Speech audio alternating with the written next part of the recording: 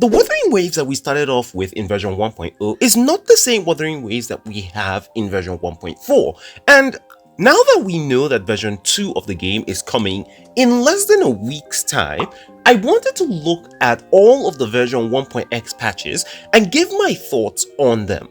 Were they good? Were they bad? Did I like the things that they added? Did I not like the things that they added? It's basically just a fun video talking about Wuthering Waves in the version 1.x era. Now, this video is supposed to be a fun video. You're free to leave your own comments about the different versions of the game and your thoughts about them, but please do not get into any fights over anything. And with that said, let's get into the video.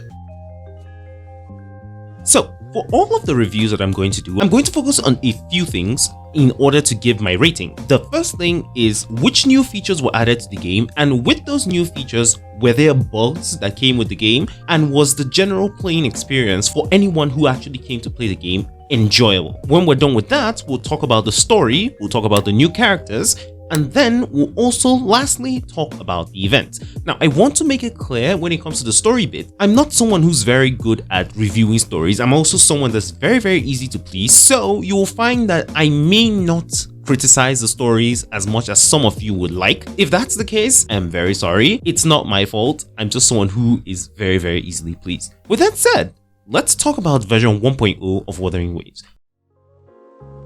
So, version 1.0 of Wuthering Waves was actually supposed to be the version of the game that was the most hype. It's the version that will get a lot of people to decide if they would play Wuthering Waves for the long term or if they would drop the game. And, well, my rating for this version is actually the lowest out of all of them. It's rated 3 out of 10. Now, before you click off the video, let me explain why I rated it 3 out of 10. Now, when Wuthering Waves launched, some of you may have heard that a lot of people were not able to actually download the game. Some people were able to download the game, but they weren't actually able to play the game. And some people could play the game, but they absolutely could not run the game at all. The frames per second were trash, and a lot of people were dissatisfied with that. And because of this, even though Wuthering Waves technically had a lot of things in it in version 1.0, the exploration was great, there were a lot of fun activities to do, but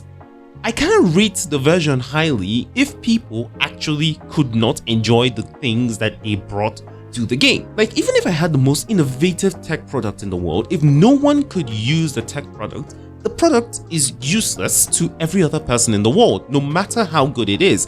And that's the same logic that I use here for Wuthering Waves. So because of these bugs, it makes it very hard for me to give Wuthering Waves a very high rating. Now, I do have to give credit where it's due. Kuro Games and the team that is working on Wuthering Waves worked tirelessly day in and day out to try as much as possible to fix these issues, and they also compensated the player base by giving us a free 5-star selector and a bunch of other rewards that everyone absolutely appreciated. And yes, all of these things should give them some bonus points and also bump up their rating. But the way that I view it is, this is the main version of the game, the main launch version of the game. It should not have all of these issues. That's how I view it. And if the game was not ready and you guys launched it like that, then I think you guys should actually bear the repercussions of that, so you're getting a low rating for that. Now, I will give another rating for version 1.0, and this rating will be based off if the game didn't have all of these bugs and issues. So if you want to see that, just keep watching the video. But let's look at the features that were available in the game. Now, because version 1.0 was the launch version of the game,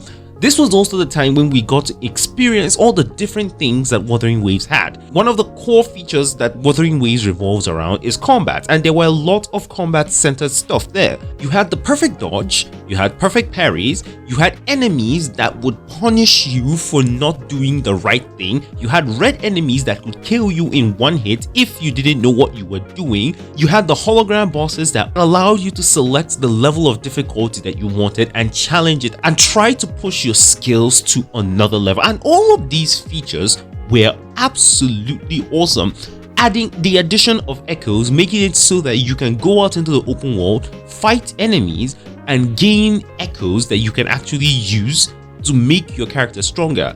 it's an absolutely brilliant idea. And then in addition to that, you also had the ability to, if you didn't want to go around into the open world, go to a tacit field and farm for those echoes. Of course, the ecosystem also had its problems, but I have made a few videos talking about that, so I'm not actually going to go into the issues that the ecosystem had. If you want to see any of those videos, I will link it at the top right.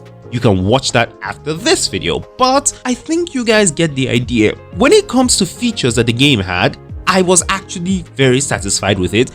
The different things that we had, the different mechanics that we had, the grappling hook, the ability to run without actually expending stamina, the wall running, the parkour, all of these things were absolutely welcome and I loved them, okay? I absolutely loved all of these features in the game. And if we're just going off that, Wuthering Waves gets a very high rating from me. Now, when we come to the story is a place where a lot of people seem divided. I do think there's one place where a lot of people have a little bit of consensus.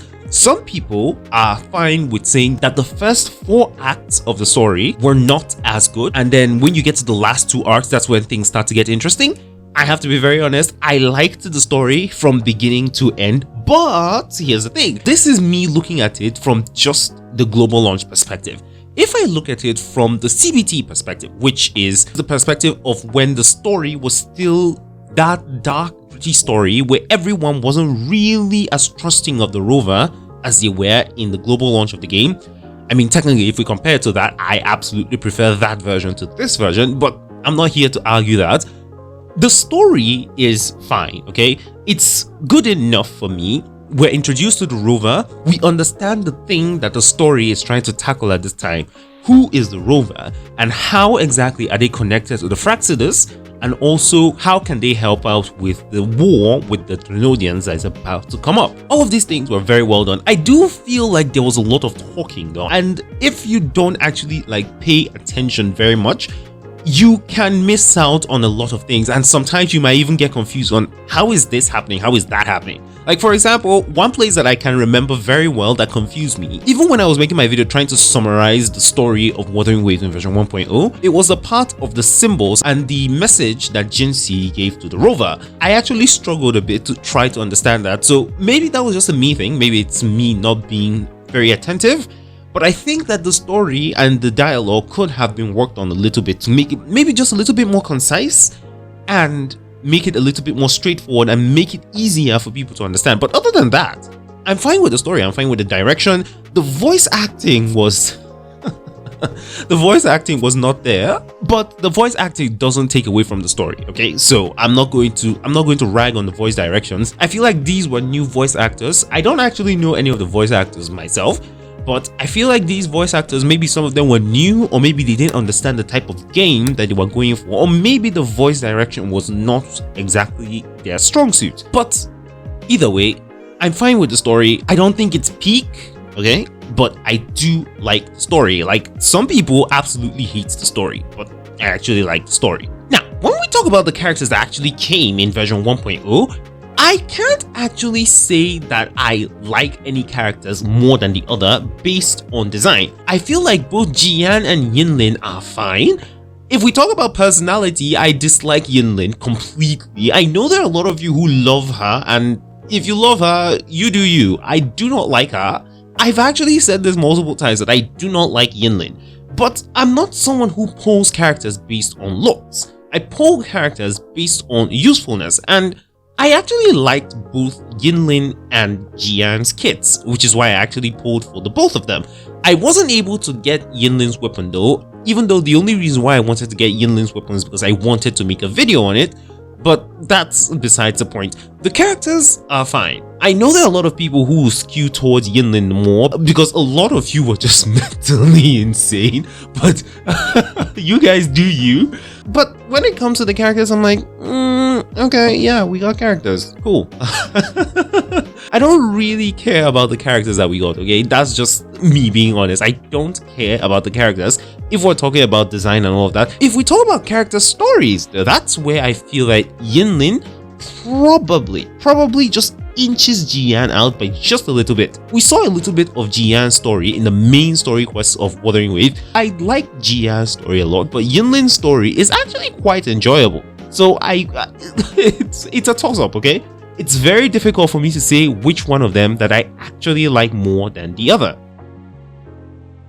So with all of these things that I've talked about now, what would I actually rate version 1.0 if I had to ignore just all of the bugs and the unplayability of the game at its launch? I technically would actually give Wuthering Waves around a 6.5 to a 7 out of 10. I feel like the game was good. The voice direction that we had in the story, even though I mentioned that yes, it doesn't actually take away from the story, it's still a bad experience, okay?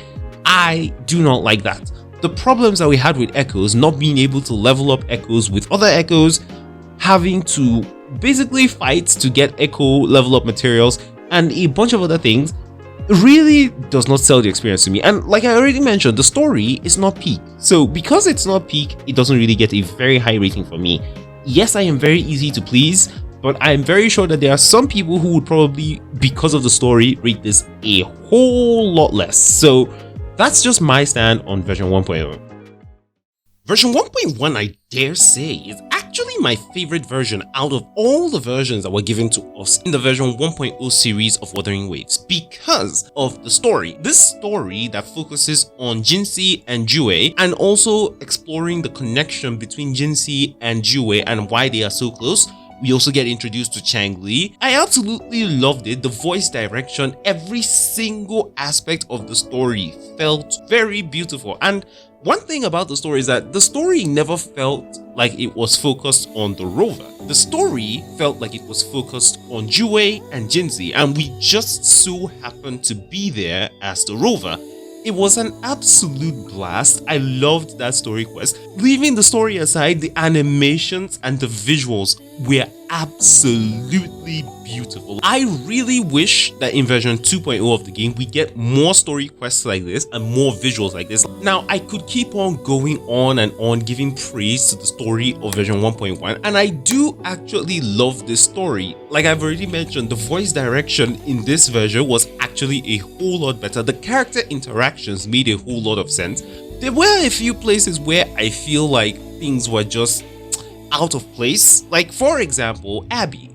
Abby was introduced within the last 2 arcs of version 1.0, and when Abby came in the story of version 1.1, Abby didn't really have any use other than just saying, I have a very strong pull towards this place. Like aside from that, nothing. Abby is just sidelined throughout the rest of the story, which I personally don't like. I feel like maybe the devs want to save Abby for later on, but I feel like Abby could have had a little bit more interaction with the rover in the story to make things more interesting. Maybe just dozing, wake up, say something, go back to sleep, wake up, say something, go back to sleep. Like it would have been just a little bit better, in my honest opinion.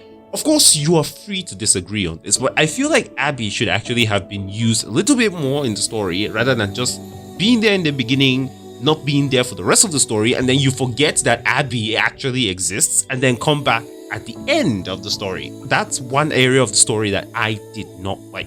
But aside from that little bit of a critique, I'm absolutely fine with the story. I loved the story so much. And if we move on to the new area that was given, Mount Firmament, an area that actually introduces time-related abilities is something that I am actually a sucker for. One of my highest rated games of all time is Quantum Break, which is a game that focuses on time abilities. So having the ability to reverse time in order to solve puzzles was actually a very welcome feature. And then the cannon that allows you to shoot up in the air and just launch yourself basically across the map was actually a very awesome feature. The skiing feature that they added into the game was fun. It was actually very fun. Like, I actually never knew that that feature was actually in the game until after the main story of version 1.1 was done. That was when I saw it, and I absolutely loved that feature. I don't think there's anything that I personally would critique about the environment of the game, but even though I love the new area, I don't think it's my favorite region out of all. Actually, I don't think I have a favorite region in the entire 1.0 series. Like, I don't like Black Shores that much. I don't like Mount Firmament that much either. And I don't think I like any part of Jinjo that much. Maybe in version 2.0, I might find something that I like, but I can't really say that I'm pulled to any specific maps in the area and try to stay there a little bit more. If anything, I would say that I spend more time in Jinjo than any other place. but that's besides the point. Now, this version of the game, it did have its bugs, okay? But the devs, having learned what happened in version 1.0, did a whole lot better, and a lot more people were actually able to play the game. There were still a few people who still weren't able to access the game at the time, but the devs were actually doing a good job. And I can't rate them lowly here because I feel they actually did their due diligence and actually tried to give us a good version that we could actually enjoy. And it's not just a version where it's good, but people can't actually enjoy it. It's a version where people, at least a lot more people, could enjoy the version and actually play the game. So I absolutely love this version. Now, when it comes to the events, there weren't really any events that were noteworthy in the game, and that's a little strange to me. But the only thing I cannot forgive is the limited weapon that we got in the game. It's a 3-star weapon. Why?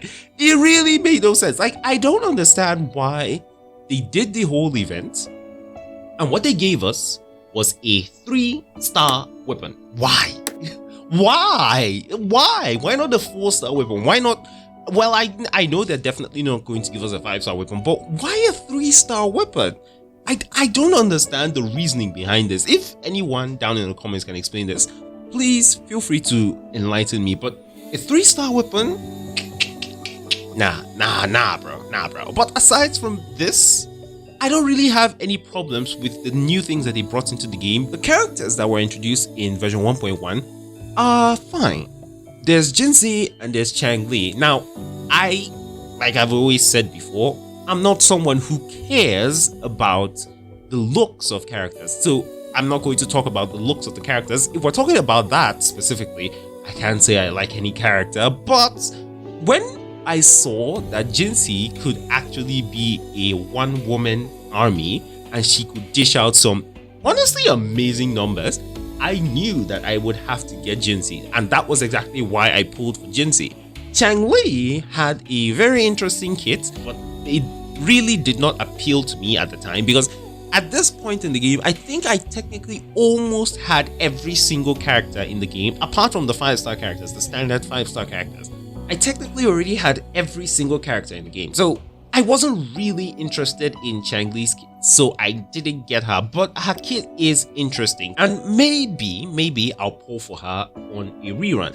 That still remains to be seen, but moving on. My final rating for version 1.1 of Wuthering Waves is going to be an 8.5 to a 9 out of 10. This version, I really do not have much to complain about in it. It was an absolutely fun version of the game to enjoy, and I really hope that in version 2.0 of the game, we get more regions like this. It will make the game just a whole lot more interesting. With that said, let's get on to version 1.2 Wuthering Waves. Editing Mordant here. So the video is getting extremely very long, so I'm going to end off the video right here, and there'll be a second part that will come next year. So unfortunately, I'm sorry I can't get through all the remaining versions, but I'll try to get that video out sometime between January and February. It won't come out as my next video in 2025 because version 2.0 will be coming out then, and there is a video idea that I have been trying to do since version 1.1 but have kept pushing forward because I absolutely wanted to make sure that the video would pop off. My videos on Wuthering Waves haven't really been doing that well, so you can sort of understand my reasoning behind that. But either way, the video should come out sometime between January and February next year. And with that said, make sure to subscribe to the channel for Wuthering Waves, Genshin Impact, Azure Premier, NTE, and Ananta videos. Also join the Hideout on Discord, and I wish you all a happy new year in advance. And with that said, I will catch you guys in the next video. Peace, guys.